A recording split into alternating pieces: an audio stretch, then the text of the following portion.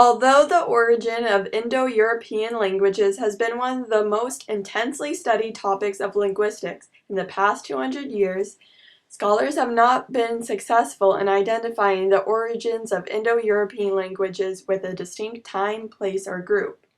However, there are two plausible theories that are in debate. The first is the nomadic warrior hypothesis, which is first supported by Maria Gimbutas. According to this theory, the first Proto-Indo-European speakers were the Kurgans. They lived in steppes near present-day Russia and Kazakhstan around 4300 BC.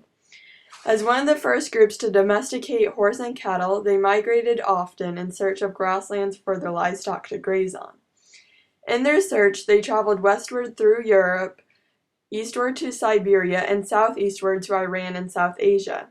Between 3500 and 2500 BC, Kurgan warriors, using their domesticated horses as weapons, they conquered the Danubian Europe, Central Asia and India, and later the Balkans and Anatolia. This expansion is similar to the supposed history of the Indo-European languages.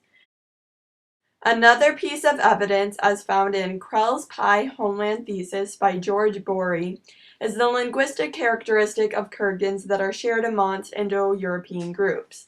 This includes the words for many Kurgan technological innovations such as axle or axi, yoke or jugo, horse or equo, young pig or porco, to sow or see. The second is the sedentary farmer hypothesis, which is proposed by archaeologist Colin Renfrew. This theory suggests that the first speakers of Proto-Indo-European lived in eastern Anatolia, which is part of present-day Turkey, around 6700 BC. It diffused westward to Greece, and from Greece westward toward Italy, Sicily, Corsica, and the Mediterranean coast of France, Spain, and Portugal. From the Mediterranean coast, the speakers migrated northward toward central and northern France and on to the British Isles. It also diffused to northward from Greece toward the Danube River in Romania and westward to Central Europe, according to. From there, the language diffused northward toward the Baltic Sea and eastward toward the Dniester River near Ukraine. From the Dniester River, speakers migrated eastward toward the Dnieper River, the homeland of the Kurgans. Supporting this theory is radiocarbon analysis of the earliest Neolithic sites across Europe, providing a fairly detailed chronology of agricultural dispersal. As according to Language Evolution and Human History, What a Difference a Date Makes, Section 3, The Origin of Indo-European Languages, by Russell D. Gray, Quentin D. Arkinson, and Simon G. Greenhill.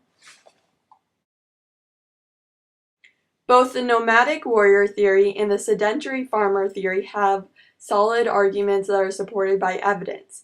However, I favor the nomadic warrior hypothesis because it has more supporting evidence. The nomadic warrior theory is more war and conquering based, while the sedentary farmer hypothesis takes a more peaceful approach.